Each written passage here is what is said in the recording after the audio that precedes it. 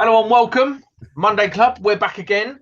Today we're going to be talking about is EV impossible? And today we brought in Sam Featherstone from Oval Renewables. Hello. He's somewhat of an expert. And then we've got Jamie from the grid side who's going to tell us all about the grid because he knows about everything.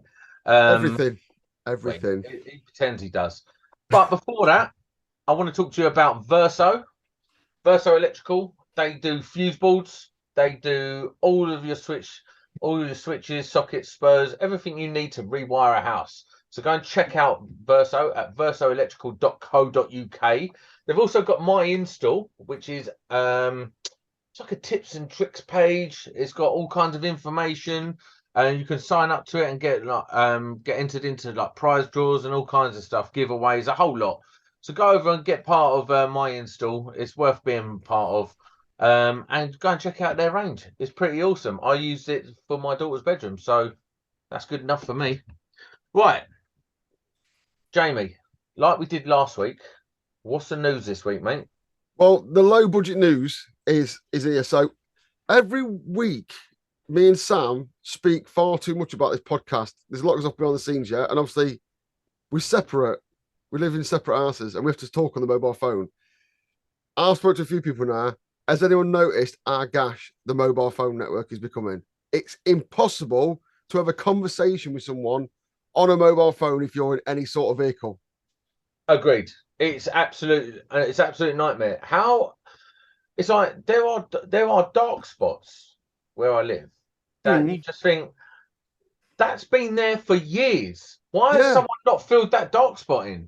I mean, is it too hard to fathom that people might be traveling down the A1 and the M1 and I want to have a phone conversation? There's dark spots on the M25. What I do know is I've been told this, and I believe to be true. A lot of network operators are removing Huawei from their equipment. So apparently the network is it narrower? You know what I mean? There's less of it to go round at the minute. But mate, me and you having a chit chat about podcasts or me having a chat to work. You're forever getting cut off. You're ringing people 3 or 4 times. And just if anyone else having a problem, just put in the comments where you are and if it's as bad for you, because there's got to be something going off. Well, I had it once. I had a really important phone call coming through about a really important job. And I was just coming up to where I knew the dark spot was. And I was like, there's no point in me answering it now because the last thing you want to do. Yeah, I've got spots like that where no. But then you don't not want to answer it because you know when you get on the other side of that dark spot and ring them back, they ain't going to answer. It's like I get 5G near Nottingham, right? So I can download a movie in 74 seconds. Yeah, definitely. I don't want to download a film. I want to talk to someone. You know what I mean? I don't need to download a film in the day. I don't need Facebook to load quicker. I don't need to go to Twitter faster. I just need to speak to another human. It's ridiculous. 5G lies to me anyway, because it definitely ain't any faster than 4G. Yeah, but it did give everyone COVID, so there you go. It's working, doing what it's designed for. What? You beat that. Anyway, moving on that bombshell. But yeah, if you are experiencing bad mobile phones, it's affecting your work, because it's affecting mine, ours. Let us know. What about you, 100%. Sam? We're up and down the motorways, traveling in the car or the van, trying to speak to customers and the guys that work for the company. Just absolute nightmare. And it's worse. I think it's worse if you have an intermittent signal than if you just can't get one. If you can't get one, can't do anything about it. But if it keeps connecting, disconnecting, and it's like all roboty. Oh, it's an absolute nightmare, isn't it? Just to add to it, what I have noticed is when I'm driving along in the car with Mrs. driving, I don't notice data dropping out. Only calls. Are the networks prioritizing data over calls? Like it's more important. I don't know, but I'd love to know if anyone out there is a mobile phone masty type person who knows into it. Let us know, because I'd love to tell all the tradesmen out there and women why don't you put one why on we your can't house? Speak to each other. You what? Why don't you put one on your house? What a mast. Yeah. Well, I get paid good money to have one on your house. As well as this, though, Sam rang me on WhatsApp, didn't you, this week? Sometimes you'll ring someone on WhatsApp, it's crystal clear. Then other times that's just as bad. So I don't know what it's data or phones or what, but it's driving me mad. Have they stopped putting money into the infrastructure? Mobile phone companies just like letting go now till it all goes to rubbish. But it's killing me, to be honest. I don't know. But what's the next bit of news? People moaning about jobs and that. Put Oh, that okay. in there, right? I keep speaking to people on Instagram, and I see people going, "I can't apply for that job. I've not got enough experience." Yeah, you know, if you think like that for the rest of your entire life, you'll never get anywhere because you should be scared every day at work and learn some stuff.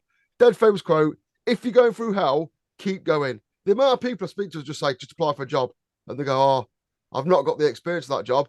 Well, unless you go, you never will. I just poke that in there because I know a couple of people have took that advice and got a job. So if everyone keeps messaging, Matt, I will speak to you, but I'll just reference you to this because I'm sick of saying it. Do you not agree? Does anyone not agree? Sam, was you born with the ability? Are there two Sam tonight? Renewable Sam, were you born with the ability to fit EV chargers? Were you? No. Me neither. So on that, some of the guys that work for me, probably the roles that I've put out there as an employer, I've kind of accepted that the people that apply probably won't have absolutely every box ticked.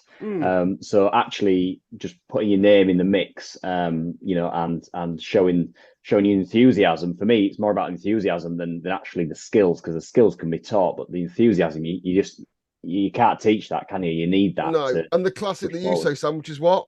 For jobs, Sam's number one bit of advice, Fat Sam's number one bit of advice is what? Don't know. Turn up on time. Oh, yeah. Be enthusiastic. Yeah. No, turn up on time every day. That's it. Turn up every day and on time, and you'll never go wrong. That's half the battle. That's half the battle. You don't even have to stay the whole day. Just make sure you turn up on time every day. And obviously, and you're winning. Sam's number two rule is don't poo yourself. Yeah, but obviously don't do different times. But yeah, those things. Be enthusiastic. Tidy up after yourself. Turn up on time. Look respectable. They'll go a long way. So that is the experience people are looking for. Also, one of my old boss said to me, "Yeah, electricity. You can turn it on and off. You can change the voltage. You can change the frequency, and you can change the current. So as long as you know that's what you can do with it, you can work everything else out. Everything's got a manual. So yeah. So all you people dying in the dumps saying you can't get any jobs, or you're stuck in a contract where you want to move on, stop moaning. Just get on with it. Can't swear in the first 20 minutes. Anyway, I've got a story, and Some we're story. wrapping this segment up with this story. No, what before moving to the next one, yeah. Working in a plant room today, and it's on a McAlpine site. So you know how over the top they are with health and safety, as per. So you've got these cut level 5 gloves on, and they're all right. I mean, you get used to them after a while. I always have a size too small. Sorry, are you sword fighting at work or? You might as well be. Level 5 gloves. Cut 5 gloves, and anyway, cut through a bit of metal today, and then you get all the little shards. Anyway, a little bit of shard got stuck in it, and I didn't realise anyway. I'm sweating because I'm working so hard because I'm a diligent worker, and I've done that, and I've sliced underneath my nose, and there's blood coming down all down my face. I was like, "What's going on?" And then I saw this little shard sticking out my glove. I was like, "Well." No one accounted for that in the health and safety. So your cut-proof glove turned you into Edward Scissorhands. Essentially, I slash your face. Lacerated my face. They don't know, but if you go to that, they'll argue to their blue that you're wrong. Or they'd be like, "Oh, why didn't you have your face mask on?" Oh, whatever, bruv. And do you know what else? Yeah. Do you know what I love? Do you know what I love about working on one of these super health and safety sites? I wear Nike Manoa boots that ain't steel toe cap, but look like steel toe caps. You know, it always happens on those sites. We've talked about it before. Always happens on those sites. Can you come and do some work Saturday? Because they want you to come and do something that involves not wearing your hat and your gloves. Exactly. All the time. Always happens. Exactly. Right, let's get on to our main segment today. Our main topic, if you like. Got really itchy back. I've been sweating all day. For audio viewers, Sam scratching his itchy back. Yeah, it's really bad. I don't know what's going on. So is EV impossible? Now, let me explain that a little bit. You've got these, I don't know, these like lunatic EV people that say it's completely possible for everyone to have EVs tomorrow. And then you've got the reasonable people who know about the infrastructure say that that is actually not the case. So we've got Sam on, and he's going to represent the side of the Sparkies because he actually does it every day. Sam, what do you think about this question, mate? I think it's definitely a good question, and you do get people that sit on EVs are rubbish and I'll never have one. EVs are God's gift and everyone should have one. And like you said, then you have people in the middle that look at it kind of case by case. And there's definitely applications where it is really it seems like a no-brainer for that person, that family situation to have an EV. But then there's some on the other side where they have no off-street parking, no way of charging it. They travel loads, really far distances for work, all this other stuff where you say, well, it's maybe not quite right for you yet.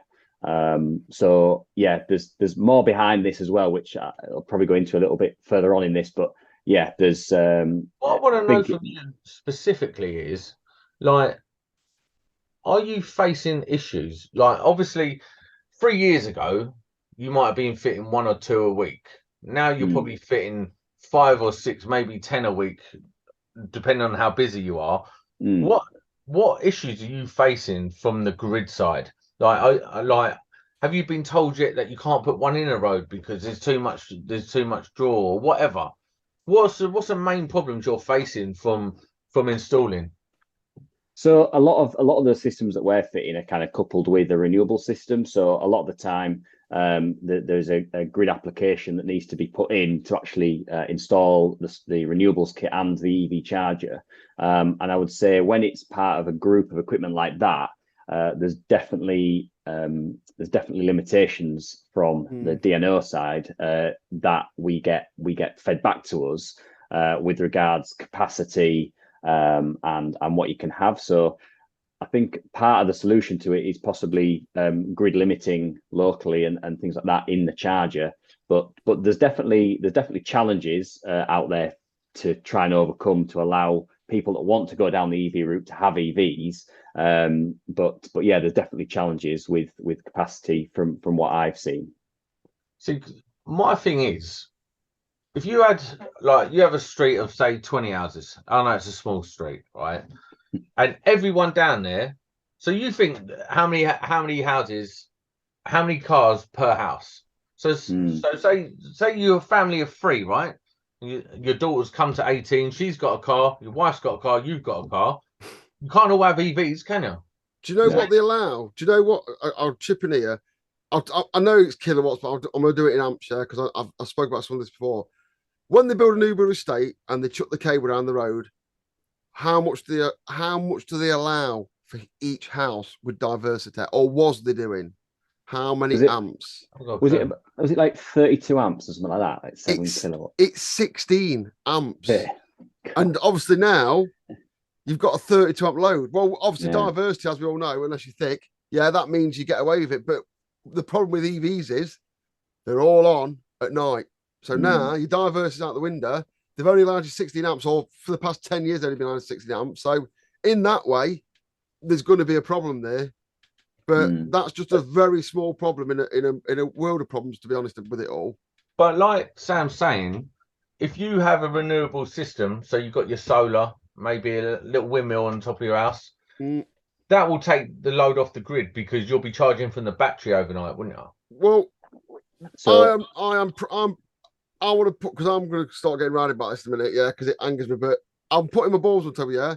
I've got a battery there. There's a battery outside my house. I've got a battery. I'm having solar, I'm pro green stuff. Absolutely pro green stuff. But what a lot of people do is, when they get into the romance of things, they forget to think in straight lines, don't they?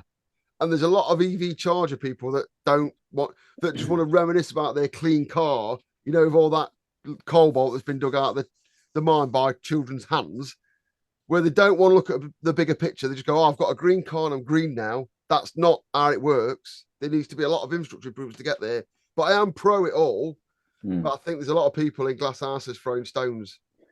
Yeah, so I think for me, there's a massive part as a country that we're completely getting wrong, completely flipping around. So we are encouraging people to go down the EV route, but at the same time, we should have massive investment in public transport, which is a little bit off topic. But the reason that I bring this up is that I was on my stag do some point last year. I can hardly remember most of it, but the one of the parts that I can remember is that we're in Germany, and we paid 11 euros something for this train ticket. And I thought, wow, that's quite expensive. That 11 euros got us a month's worth of travel on any train around within Germany for a month. So if I know euros and pounds are about the same at the minute. So if you said 11 quid, if you said to someone, look, you can travel to work for a month and back for £11, and the train is clean, new, has good Wi-Fi, you can get your breakfast on it, all this, and you can give up that car, your internal combustion engine car, your diesel or petrol, and just rely on that.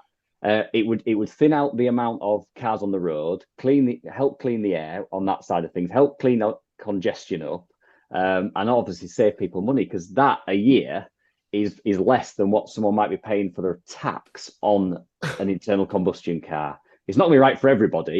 I'll say, mate, I went to Switzerland to a wedding, and it was done in the wedding was in the mum and dad's barn, right? Yeah. And they went, oh, the reception's at someone's house because they've got like this big old house. I was like, how far is it? It's like, oh, about 15 miles. I was like, how are we getting there then? He goes, oh, we'll get the trains. And we got on a train, a little train that took us to a big station, down the station, off on a big train. Took about 20 minutes. It was all spotless. But you're right, it's a package thing. Everyone who thinks that the silver bullet is upgrading cables to people's houses and streets is living in a dream world, because it's not going to happen. You're not going to get you're not going to get 32, what is it in kilowatts, 7.45 kilowatts to everyone's ass overnight. It's just not going to happen. So, tell me this then. Sorry, Sam. Tell me this then. Can we produce enough power for everyone to switch over to EV tomorrow? Probably and probably not. It depends what the weather's like, doesn't it? That's just how it is. So I've got. Give me no dumb answer. Well, that's like saying our full's a cup of custard. Well, how big's the cup? You know what I mean? I see mad stuff being propagated by this year. The problem is, I put on Instagram the other day. I put me driving to work, and I drive down a certain country road from my house, because down that country road I can see 3 different sets of wind turbines. So as I leave my house to get to it's the M1 that way, I look at the wind turbines and work out whether I'm going to have a good day or a bad day, whether I'm going to be busy or not. Because if they're spinning, I ain't doing a lot of work at all. If they're not spinning, I could get called out any time. And where I work, we'll get calls to go, look, the wind, there's not going to be any wind next week. It's going to be cold. Everyone needs to be on standby. Be ready to leave your house to go and fix stuff. So the whole concept that loads the same every day is ridiculous. Load goes up and down as people and utilities see fit. The grid doesn't just produce electricity. Remember, every single amp of electricity that's produced has got to be used. Then, right there and then, now. So that's what you're dealing with. The grid's trying to keep up. And you think of all the big power stations there used to be, Radcliffe-on-Soar, West Burton, all the big coal-fired ones, I'm sure people up near them, they've all gone. And they've been replaced by a smaller generation that struggles to keep it up. So the grid is I mean, I can't believe we went to blackouts this year, and that's only because it's been warm. So there's so much taken into consideration. It's like, is it windy? Is it sunny? Is it overcast? Is it hot? Is it cold? All them together. And obviously, I put on there before, if you go on Enact, you can look at all that data live. So yeah, but I can't answer your question. So for me, from my side of the fence, if you like, it kind of feels like there's 2 parts to that. Is, can we generate enough power consistently, which would be one thing, which is effectively opening power stations, opening all these wind farms, solar farms, tidal, all this other stuff. Can we actually create the massive energy that we need? But it seems like that is kind of we'll just commission more of this and this. That the difficult part from my side of the fence would be looking at, well, how do we then get that to all these houses on an infrastructure that was never built for it? If you're probably doing it, mate, if you fit solar to your house and you charge a battery, and when you get home at 6 o'clock, you plug your car and it's light till 8, your car may charge off your panels.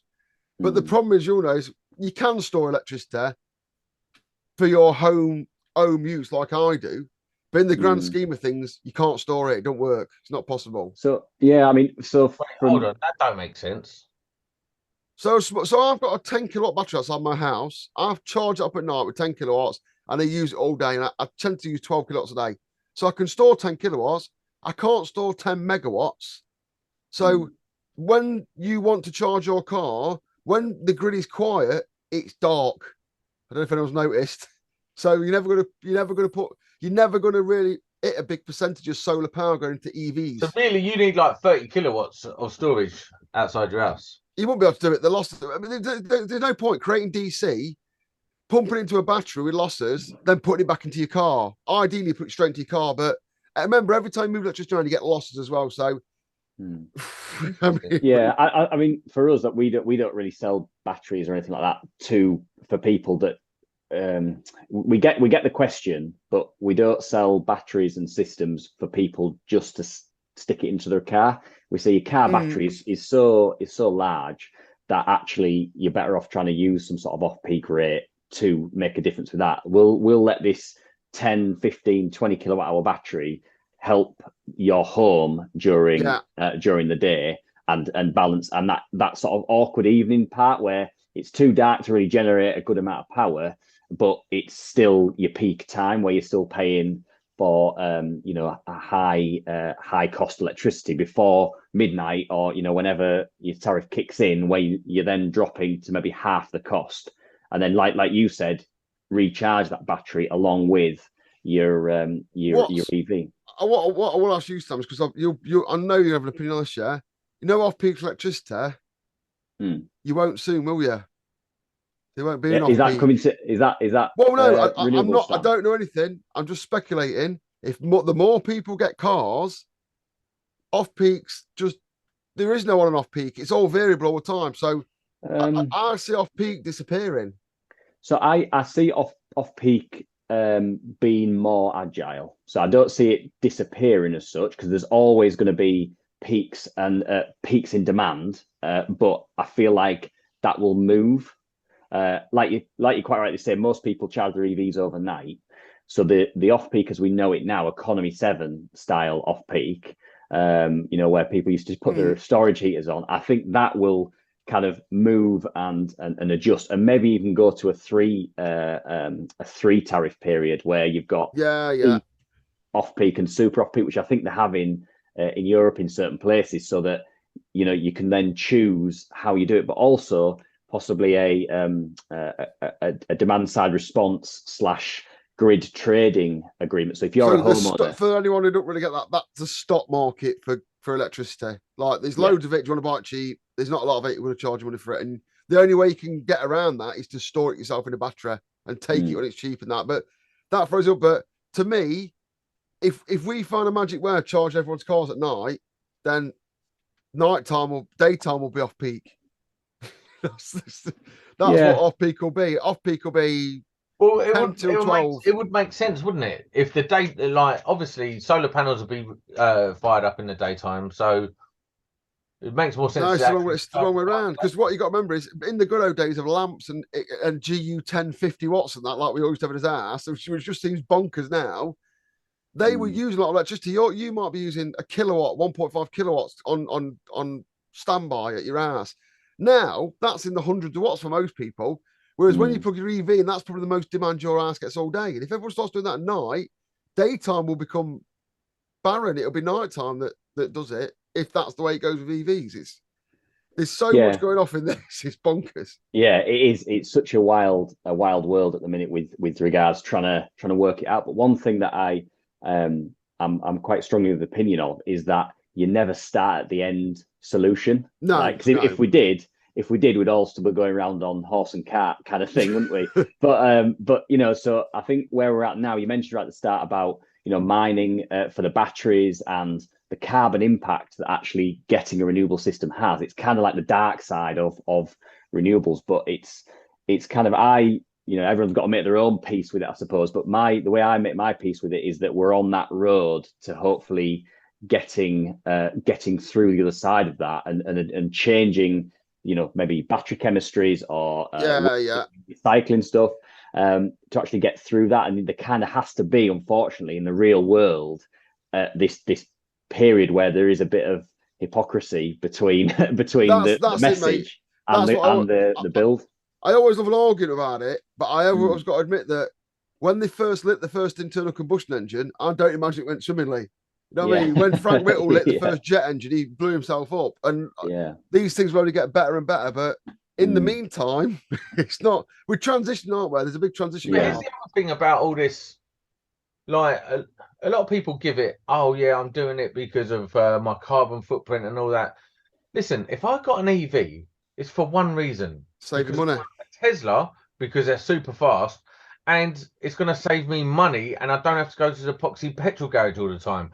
That's it. Mm. And I wish people would be a bit more realistic Yeah, about it. just be honest. And also, I've screwed a battery to my ass, so I don't have to pay for expensive electricity, so I can Yeah, but spend this the is money what on I'm saying. beer. It's like, also, at the moment, not everyone can afford these EVs because either you're buying a Tesla, there's no other real option, a Tesla or that Porsche, right? Everything else is crap. And then it is really, and then at the bottom of the market, you might have like, I don't know, one of them weird little cars that are The Leaf. and you're like, I don't want to spend 30 grand on that crap car. I'd rather spend that 30 grand and buy like a Ranger, 2 years old, gas guzzling Ranger that's 2 years old. If you want to get really deep on it, the EV, electrical, air source heat pumps, battery storage, PV, EV, they are all going to increase the gap between the rich and the poor I think so. economically, because the poor people can't afford to get the technology that saves them money. Then the rich people do save money, get richer. It's going to be like there's going to be serious social. Jesus Christ, is ever there's going to be serious social economic problems with the transition to. Look at it like this, right? How much is it, right? Just a rough estimate. Battery storage, a EV charger, and solar panels, and an air source heat pump. You want it fitted on a 3-bed house. 30-40 grand. The air source heat pump will be the biggest issue on that. So I can't. We don't fit those. So I can't really speak for that. But the solar battery and EV, you may be looking at 15 grand, something like that. Who's got 15 grand to spend on that? Because you ain't getting your money back anytime soon. You just ain't. It depends. I mean, it's very difficult to it's very difficult to make a generalization that you'll never get your money back, because we go to some properties. Like I've got one property in Derby at the minute that per day, it's an all electric property, and per day he's currently using, and it's under construction, he's not living there, 307 kilowatt hours a day. What? Yeah. What? Got a grow going on. He's never going to recover that on solar or anything. So we've taken over an old solar PV installation that he had fitted years ago under the feed-in tariff, but was never properly commissioned. Did you say 307? Yeah. Jesus, I thought so. So we worked out that if he was spending about 30 pence, if his tariff was about 30 pence, it was about 80 odd, 85 quid a day. So it was he growing? What's he growing? Yeah. Well, this is not a proper. This is I say smart home. It is a smart home, but not. Has he got a pool? I'm not sure if he's got a pool, but he's got. What's he eating? It's a huge property. So part of the problem at the minute is they're trying to dry the full property out through the plaster and everything. So it's got an air source heat pump. So every single zone in this house, and it's massive, is open at the minute. So it's very much the peak of what it's going to be. But we've got to. The reality is we can't just sit back and go, well, it's not. There's no payback. We can't do anything about it. Let's just burn our way through everything. We're in this transition at the minute where in some cases the payback maybe doesn't make as much sense. But what I would counter your argument about the it's never going to pay back is that when I was selling this 3-4 years ago, when the systems were relatively cheap compared to they are now, you would have made your money back. The people would be, and I know this, the cost of electricity has doubled. Those people's paybacks have been slashed because they got it when it was the purchased the system when it was fairly cheap. But now looking back, so was energy to import. What I'm saying is we've gone through quite tricky time with the whole Russia thing and the cost of living and the cost of energy. But who's to say that people that are buying system now can't take advantage of something that comes on in the future? So there is a bit of a leap of faith with this stuff. The quicker you move, well. the sooner you'll save. And I think what you just said there about them to now is going to be the same from now to then. The problem is the more people that move, copper's going to go through the roof, lithium's going to go through the roof. At no point in human history have humans mined the percentage we require of copper and lithium. So we need to double copper and lithium. And it's never happened. Yeah, but you say that like Tesla and those gigafactories that are pumping out batteries, like it's got them all over the world now. They're pumping out batteries for fun. There's enough to go around. There's not enough raw materials to go around. They can't mine the raw materials. That's why the raw materials. Why is he building these sites then? Well, that's what he's told you he's doing. But most batteries come out of China. End of story. He might be constructing batteries, but he's not making cells. He's constructing car batteries, but he's not making cells. Most 1633 lithium batteries come out of China. They control the raw materials. To argue that point with you. Have a look. That's interesting. You've got this is how deep you go. Oh, they make batteries here. They don't make they make batteries, but batteries are made out of cells. Where are the cells made? Where is the lithium being dug from? You know, that stuff. China have been very tactical over the past 40 years, kind of accumulating all of these lithium pools and everything. So they do have a monopoly on it. But what I would say to that is that the higher the demand gets for these raw materials, that sparks innovation to get around the problem. If we haven't got as much of a demand for lithium, for copper, for all this other stuff, then people like that bothered about finding a solution to go away from it because we've got an abundance of it. It's not that, it's not that attractive. But now that we're moving towards using all this stuff, that drives companies to think, well, we could make a lot of money. Money is, whichever way you want to skin the cat, money is the best driving force that you can get, just because it's human nature to want to do that. So if there's a huge demand for lithium, copper, and all the rest of the raw materials, then companies looking at the manufacturing process can go, well, actually, we can make a pretty penny here if we find the next solution, the next lithium, which learning on there will be where more technology, won't there? But well, guess what? I know what it is. What is it, Sam? Is it Put nuclear a diamonds? Diamond battery. Yeah, nuclear diamond batteries. Someone's been listening to the same shit I've been listening to, but it's a pipe dream, innit? It's just a concept at the minute. The nuclear thing that's just was announced the other, I think it was a couple of weeks ago, wasn't it? Yeah, nuclear diamond battery. The next move will be small reactors, basically. Nuclear diamond batteries, as I think it relies on decay, don't they? Which you do not want near you. That's what they put on satellites in space. We've gone too deep here. We're way too deep. Let's step back a bit and go. Just regarding electricians, because that's what this podcast is for, although we've got all the adenoids listed now. EV, it's fucking boring. It's got boring. All right, you don't agree? Well, I'll tell you why I say that. I say that. Because the chargers have done a lot of the hard work for you. I don't think. Tell me this, right? It's just a radial, isn't it? Yeah. Right. So it's just like putting a shower in or a socket in. It's a radial, yeah? So now, yeah. The electrician should decide what cable to put in from the fuse board, and the manufacturer should say what protective device and do all the shit in their thing. So why is there people going, AC, DC, RCDs? Why is all this blabbermouth crap being inspired? Why can't we just make a charger that fucking works? Why do they have to enforce some of the risk and design onto Sparkies when no one gives a shit? Why is that? What is that changing? Am I out of the loop?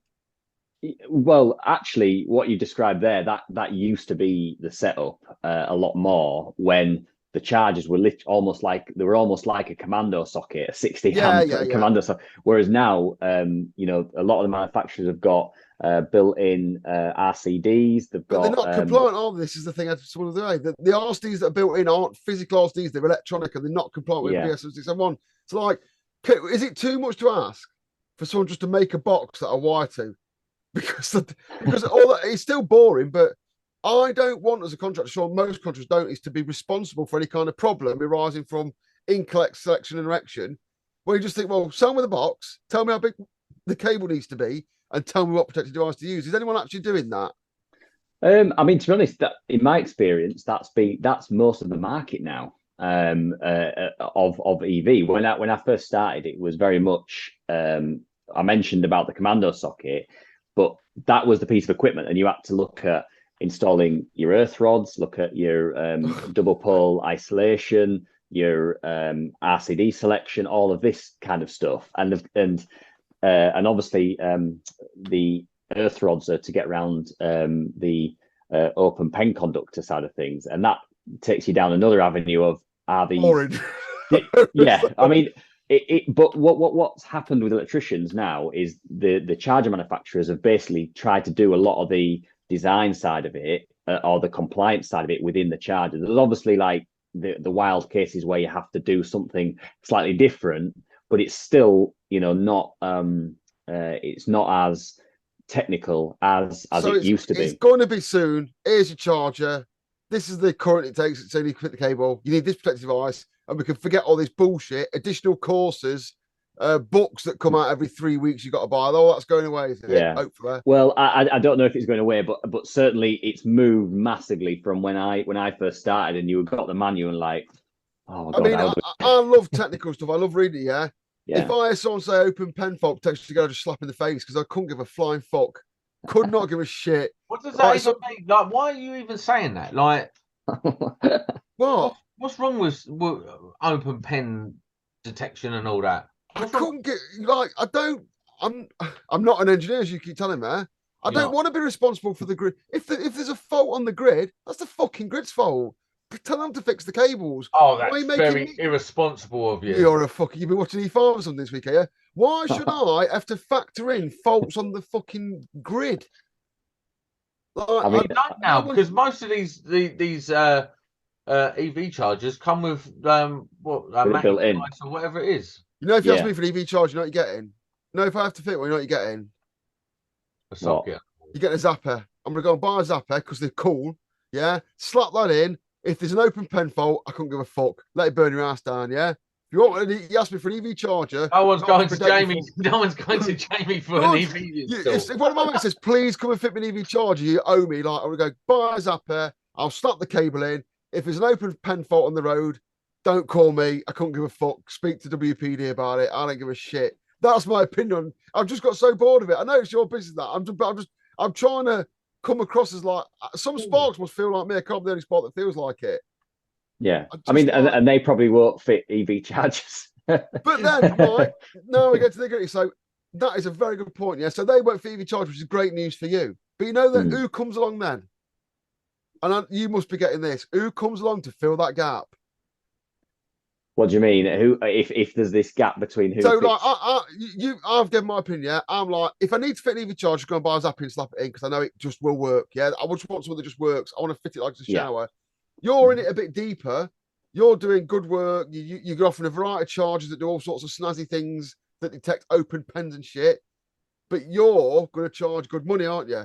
And also, I'm going to charge good because I'm going to fit something well and use a proper product. But then we've got this zone, haven't we? Of I don't know what to call it without you getting upset. But we're talking about the dicks, the EV charger wannabe fitters that just slap outdoor fuse boards next to your intake and chuck them in for 400 quid, which must be a nightmare for you. Yeah, it is. And to be honest, that's why a lot of our EV installations have gone more towards being part of a package with solar and battery side of things. And that's why we choose the Zappi over pretty much all of them out there. Go-to device, is it? It is, yeah. I would say we've fitted more. And interesting though, we fitted more Zappis. Or Jamie might not find it interesting, but we've fitted more. We've fitted more Zappis for people that don't have solar than we have for people that do. And that's because of the merits of the Mind You Zappi and the quality of it. My mate's got solar. That's why he says, "What should I get? I've got PV." I said, "Get a Zappi because I know I just put that CT on Bosch. It does the thing." Yeah, but I think part of that gap that you mentioned, where people come in and want to just slap 5 in a day, and with the best will in the world, you're going to struggle to fit 5 in a day. Unless you use outdoor fuse boards, they're new. Yeah, well, yeah, but at the same time, that ship has not completely sailed, but it's definitely left the harbour because we've gone through the grant side of things for domestic installations. So right. it was 500. The cherry picking of all our good work that happens in the electrical industry, which me and Sam talked about in the podcast on today, which I'm sure you've had, where the bottom feeders come and extract all your bread and butter work, don't they? Yeah, so that's happening in solar at the minute. So there's this gold rush now with solar, where there's some really good installers out there that have been doing it longer than me and do some really good work. And now we're getting a lot of people coming up and looking to fit solar and doing all the courses and everything like that, which is fine. We need more people doing it, to be honest. But at the same time, you need to make sure the standards are high. And you're just not sure. I don't necessarily trust all of the training centres to do it right and not just think of that check coming through. Don't worry, mate. They'll all be fitting heat pumps soon, so you can crack back on with your EV, can't you? They'll move on to the next fad. Yeah. There's always going to be that. There's probably always has been that, like double glazing and all this other stuff. There's always been that, and so it's.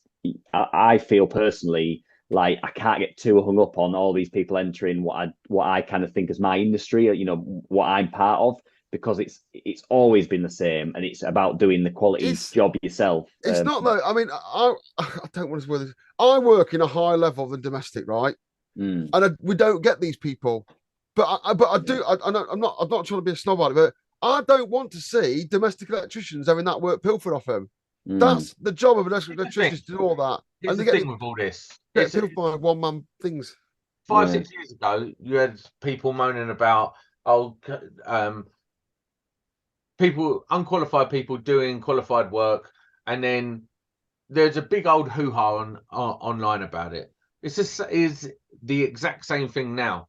You're always going to have people that will come and do the job cheaper than you, and we let them because we're monks. The prime bit of business advice that was always told to me is you never compete on price, compete on quality and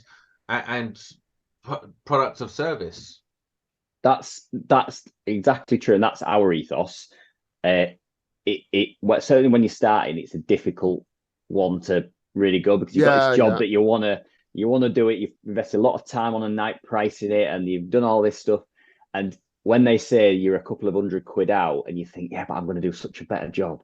You're going to do, and it's a really fine line, is that, and I feel like everybody crosses it until you get to a point where you're feeling a little bit more confident in your business abilities, because a lot of us as electricians, we're not trained in how to be businessmen or women. We're trained to be electricians, and I feel like we all fall into the same gaps now and again. And I certainly have over my years of being a self-employed electrician, and now moving more towards being a bit more of a business person rather than just with the package that you're offering type thing. But the thing is, if you got in front of that customer that you've done the quote for against someone who's cheaper, and you got in front of them, 100% of the time you're going to win that business, because you know what you're talking about. You come correct, you look tidy, you look the part, you talk the part. You're gonna be able to talk to them with passion. You'll win that every single time. What a lot of people do is they rely on just sending the email, not the follow-up call, having that proper conversation, maybe going around knocking on the door and saying, listen, I sent you that price, wanted to talk to you about it in person. This is what, and then you could walk around. There's more than one way of getting the job than just sending the quote.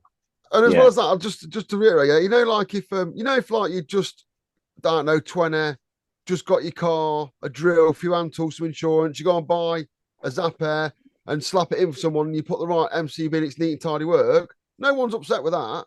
Because there'll be a few hundred, couldn't it? We're talking about the people that chuck them in, like ram it in and do one, and you can't get a refund. In every single sector of every single industry, you're going to have the cheapest people that just do the cheapest job, stack them high, sell them low, whatever. But again, I think that's on Instagram this week. People, the domestic, the general public are just dickheads. They'll go and buy a 50 grand car, 40 grand car, and then they'll scrimp over the charger. And it's just moronic. Like, he can get him in then. But they don't realise the danger involved. Till people start dying, which I hope some of them do. Yeah, but I don't think people are going to die from Like how hard is it to mess up one of the, installing Yeah. a EV charger? It's pretty difficult now. I think it's certainly, as long as you're fitting good equipment, then obviously the electrical installation has to be sound, and it does not lose connections and all that burns your house down while you're sleeping, sort of thing. But a lot of the manufacturers have tried to build in most of the protection into the chargers now. So which means it won't be people dying, will it? It won't be people on the charger and on the plug dying. They'll be dying of a sleep at night when their house catches fire because the cables loose or the fuse board's crap. That's what. Yeah, but they're still they're still happy, though, aren't they? They're still happy. Like no, the charger, the EV charger companies are going to be happy because they'll be like, well, it won't have products. Fuck it. Yeah, yeah. And also, obviously, if you do catch fire in the sleep, you'll give off more carbon than it would have been to have a normal car anyway. So part of the cycle. You want to be buying, you want to be buying a decent charger because if you have the other thing about all this going green and stuff, UK is 2% of the output of the carbon in the world. So we're only ever going to be 2% of the solution. Well, I disagree slightly with that. We are definitely, the 2% is definitely is a figure of what we are. However, how can we preach to the rest of the world if we don't do something about our 2%? Let's not preach. Correct. Yeah, but also we do. If we get to if we start reducing it early, I'll say this in a quite a nationalistic way. Yeah, we invent the technology and we get to sell it to the world. Unfortunately, we just sell it to other company will flog it for us because we sell off everything we get that's any good. Yeah. But we become world-beating science then, which brings value to the UK and the economy. If you look at a deeper level, but that's right. Let's summarise this. Jamie, is everyone going EV possible? Yeah and no.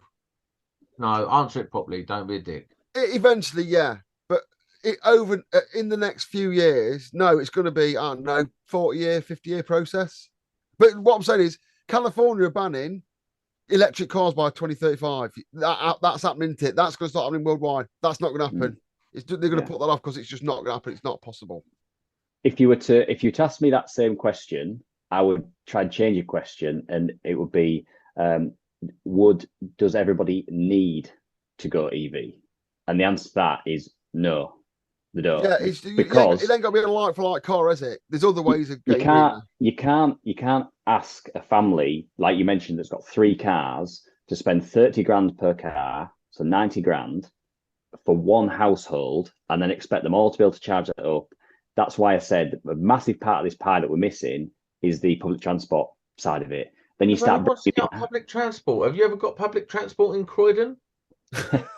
Well, if you're getting stabbed, but that's the safety and the quality and everything is exactly what I'm talking about, because that is through poor investment and poor opinions about public transport. You will go to Germany. I'm talking about the lunatics that get on there. Someone who thinks he's a bird crouching on the seats. Some other person but you get them in the window, and then someone walking up and down robbing people. That's just Britain, though. Welcome to Britain. I ain't trying to get on that public transport. I'm much happier sitting in my sitting in my car, listening to a podcast, chilling out. You've got more chance of getting people to fly small helicopters than you have. Oh, well, it will both happen. But you've got more time to get people to fly full helicopters than you have to get them all on public transport because we're just so far detached from a decent system. Yeah, it's just going to take forever, isn't it? That's the part that is actually a major part of the whole green transition, and they just don't invest in it. And that is one of the key parts to actually changing people over to EV. And then you get the whole hydrogen side of things, and it's all going to be a mixture. There isn't one solution to it. There isn't, like you said, a silver bullet. It's a group of solutions. Like haulage. You try and get a wagon that's got 20 tons of whatever in the back of it onto batteries. It's just not going to be right for them. So that's where these other solutions. But we had a wicked rail system, didn't we? In the 50s, 60s, and it all got taken out. We couldn't move that shit by rail. They're going like inventing rail now, like it's new, like it weren't around in the 1920s. Yeah, like you couldn't get from every town to every town. Yeah, exactly. You get from any town to any town on a boat or a train, and now they're going, oh, we're going to move up these things called railways. Yeah, mate, we know. There's loads of disused ones everywhere, you morons. Yeah. There's no foresight is the problem. And we need to look a bit more term, don't we? So my opinion is no, we can't. I've got a tidbit for us to look at as well. I've a little discussion on this amused me today. I want everyone to have a look at this. So there's a guy. This one. This is a guy called Howard Beckett. I think he's the leader of. He's something to do with Unite. Yeah. Now, if you want to have a good giggle and we're not available on all the podcast forums or you've listened to us all, yeah, go and check out this buffoon's Twitter, because this guy is absolutely bonkers and he loves talking about energy and power and that. And he's literally, we've been in 20 minutes, yeah. This guy's off his fucking nut, like all union people, yeah. He says roofing car parks with solar panels will create the same electricity as 10 nuclear power stations. Well, first of all, yeah, will it fuck? He's not going to happen. Is he talking about all the car parks in the UK? I don't know if he's on about multi-stories, car parks, off-street property. He says if he roofed every car park in the UK, he'd create the same amount of power as 10 nuclear power stations, yeah? He said we could all have free electricity in 5 years. But the Tory party are too busy. Now, I'm not spinning the political on this yet. This guy thinks if we roof all the car parks, we're going to have free electricity. He's paying no regard to the cleaning of the panels, the solar, the grid system, the switchgear required, the maintenance of all that. He just thinks if you put solar panels on every car park, you're going to create the same energy as 10 nuclear power stations. He's got loads more tweets like this. I did a series of stories on Instagram today if you want to have a look. I'll definitely put those on YouTube because I almost did a fucking hernia shouting about this guy. But yeah, if you want a little bit of a laugh, follow him on Twitter because the stuff he comes out with is absolutely insane regarding power. He's a lawyer, I think. Are you looking at it now? Read the one out about the wind turbines, he says. No, I'm looking about who he is. He's a lawyer. He's a fucking loon. That's what he is. He's so detached from reality. It's bonkers. He put one up about wind turbines and says, we can build an off... Right, Sam, I know you're not mad an engineer like me, and I want Sam's opinion this, yeah? Howard Beckett says, we can easily build an offshore wind turbine, an offshore wind farm in 6 months. No chance. Like, you can't get a car. Yeah. You can't buy a car. You're always going to get people that are, like we said right at the start, that are literally right over at this far end where you can do everything tomorrow. We've just been led horrendously, and if a new party came in, it would all change overnight. Reality is that everybody in this middle part realizes that that's not right. But maybe the premise behind is there some car parks that we can put panels on that will provide shading for the vehicles, so they're not getting boiling hot. They're producing electricity to charge those EVs as they're parked there, and that company is then giving some sort of rebate to the employees or whatever. There's maybe a practical way that can happen. I mean, the premise behind that you could just do that and that's done, everything's fixed and we're all living in this utopia is wrong. Who is this guy? Hold on a minute. Mate. Everyone should check him out. He's the head of Featherstone guy. Like, he's coming on here with these reasonable rebuttals and his intelligent conversation. Who is he? Madman on it. I said today, this roof, putting a roof over car parks, yeah. By the time you've made all that steel, you're not going to be green because you've made so much steel. You've got to smelt it, make the steel, weld it. That's not true. It's not green. But what I'm saying is, rather than putting all that steel up, you could use that energy to make more solar panels, and you could put them on something that, if only there was some sort of structure that existed that pointed towards the sun already, that you could put those solar panels on. Like, you could use that electricity that you'd use making all those car park roofs, and you could just simply place the panels on an existing structure that was angled toward the sun. I don't know. What's the solution? Can anyone think of one? Free solar panels. Roofs, you dickhead! You know what? You want to put all these fucking infrastructure on? There's roofs everywhere. He's bonkers. He drives me mad. These fucking people want shooting. Sorry. I think we've got Mr. Beckett here, and then we've got Jamie here. And then I feel I'm not that. I'm in this little bit here. I'm like, him. Who is the opposite to this? The opposite to this is like American oil companies, isn't it? You've got to burn oil, because if you don't burn oil, then just bathe in oil. Just lie in their bath, just bathing in oil. If anyone wants a brewing one, if anyone's into this green stuff, I will put a link in the show notes. Well, I won't, because someone won't let me. But I'll put a link in the thing. There's a guy on YouTube called Climate Town, and he's just brought out a video about the oil companies in America who are the opposite of this guy, who are basically they're setting up these organizations like Mums Who Love Oil and all this stuff. And it is probably the most fascinating 30 minutes. And he's a really funny guy the way he does the videos and that. I'll stick it in there. If you want to learn about the opposite this way, American people are going, it's like they bring up these creations like mums for oil, American women for oil, American dolphins who love oil and all this. And it's fantastic if anyone gets a chance to look at it. If you like, if you're into all this energy stuff. Right. Yeah. So what we need to find out is, like I was getting to, who is this Sam Featherstone guy? Who is Over Renewables? And what's it all about? So where did you start? So if I take you right back, I had no idea what I wanted to do at school. Like literally no idea. Been forced into uni like everyone seems to be or seems to. You're quite do. smart then. You're one of those smart pricks. Well, And on that bombshell, thanks for listening. Yeah. And so I didn't really want to go to uni, to be honest. And so searched out some more alternatives. So apprenticeships came up. Started doing that. Didn't want to be a joiner like my dad because I didn't want him looking over my shoulder till I'm doing it wrong all the time. So I thought, well, I'll go into electrics. Started doing that. Absolutely loved it. And then managed to finally, after 6 months of working as a joiner, doing an electrical apprenticeship, which was, I felt like such a fraud. I finally managed to find an employer.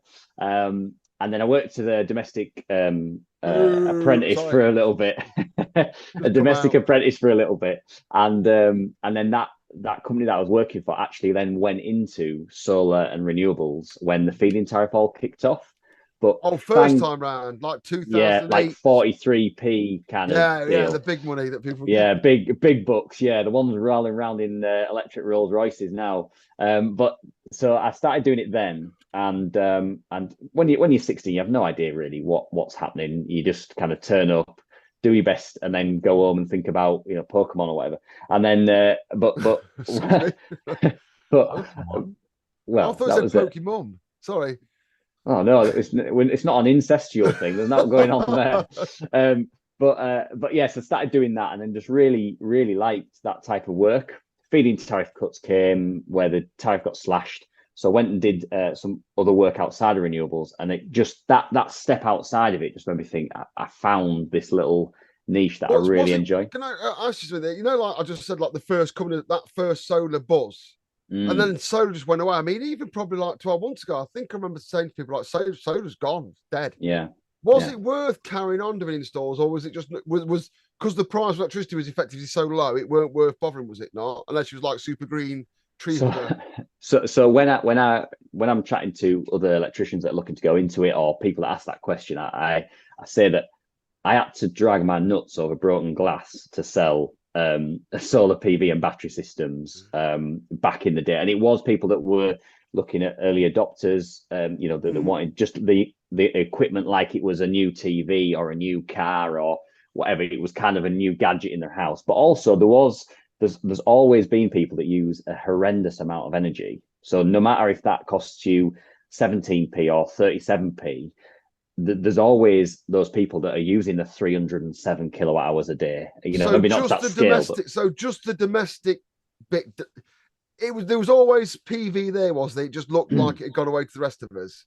Yeah, and it wasn't it wasn't at the front of people's minds because they weren't paying seemingly as much as they are now. So now it's in the news all the time because people are like, there's energy crisis, and there's also the VAT slash that's come in for solar as well. So it's now 0% VAT if you fit in solar, and if you couple that with a battery, that's also 0%, and a car charger. That's whatever you include within that. You can charge the 0%. So it's kind of opened up this conversation again, that actually, yes, right at the start you were maybe earning 43p, but now you might be saving 43p, depending on your tariff. It's flip crazy, isn't it? Yeah, so it's completely flipped. So you're not getting paid it, but you kind of are, because you're not, every unit of electricity you generate and you use yourself, you're effectively saving 35, 40, 45p. What I will say is when I got my battery, I was doing this massive amount. One of my mates was like, my miss was like, is it worth it? 35p? I was like, them 35p's, they soon add up. Yeah. It adds Yeah, up pretty quick. You know what I mean? 35p is not like buying a bag of crisps back in the 80s. 35p times 270 times that a week, it soon adds up, and people. I know it sounds daft Yeah. for base math, but it adds up massively, really quickly.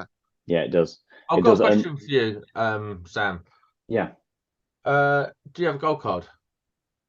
I do actually, yeah. A registered electrician gold card. You've Yeah. got an MCS card as well.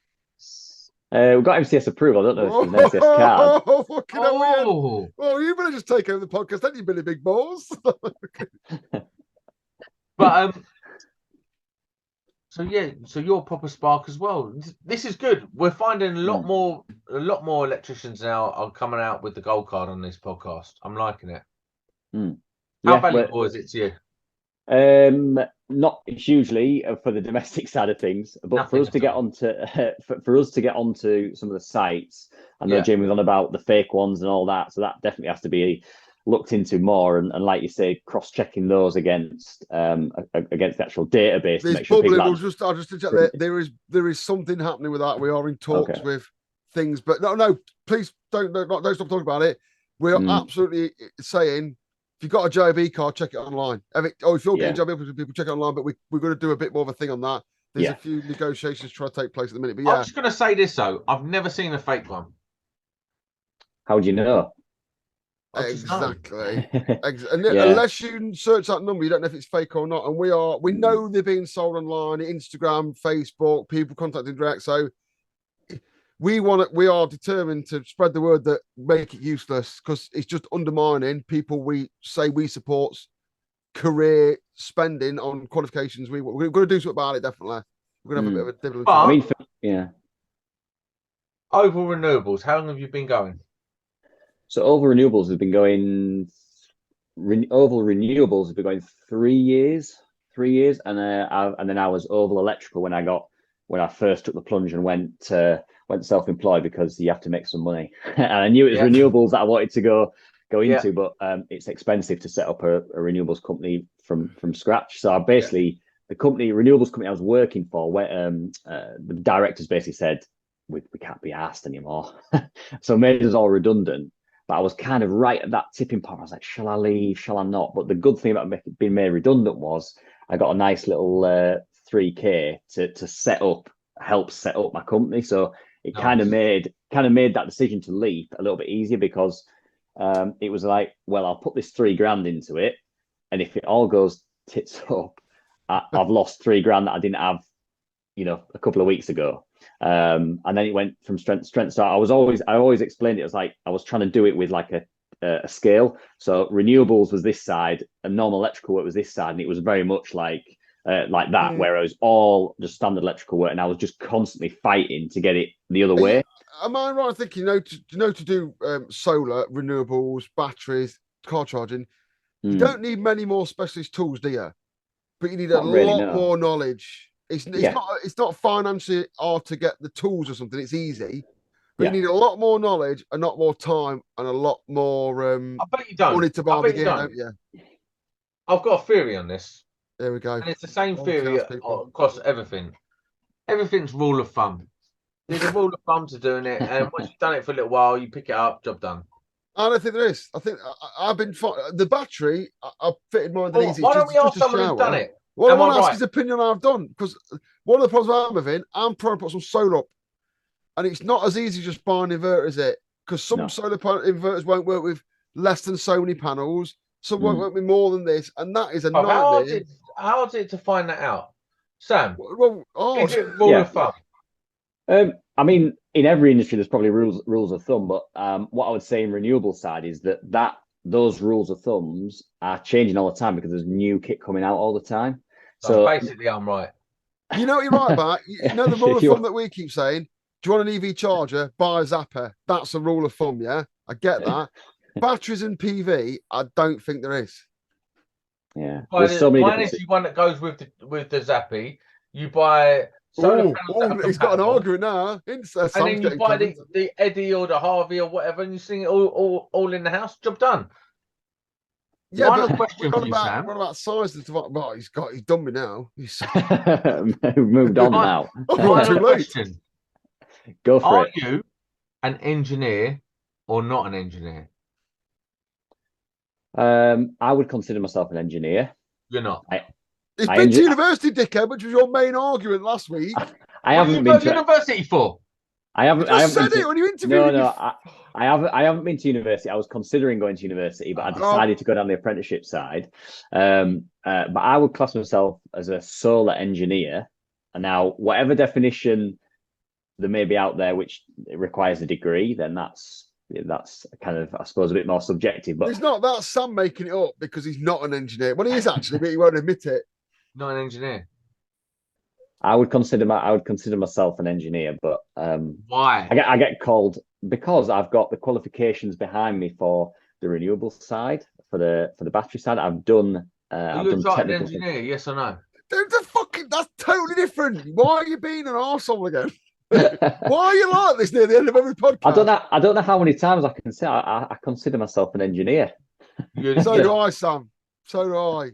Sam, I don't get it. It's so mental. It's like saying, oh, I'm a scientist. You're not. Sam's a drunken engineer.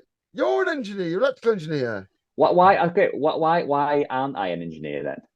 What's your definition? Because your next qualification will be an eng tech, won't it? Yeah. So if you go through that. What does eng tech mean? Engineering technician, as in an engineer. So engineering technician. It's in the title, bros. So until you're past engineering technician, you're technician, not an engineer. All right. Well, I identify as an engineer, so yeah, I can identify as anything I want nowadays, can't I? So, like you doing that video, stick that in your pipe. Like Sam does in the video. Did you know Sam's the Sam Smith body double in that video? Stop. I don't want anything controversial in this video. I'm not. You look like saying you look like Sam Smith is not controversial because you do. It's not. It's probably quite accurate. Right, listen, Monday Club, we're out. See you later, Sam Smith and Sam. See you later.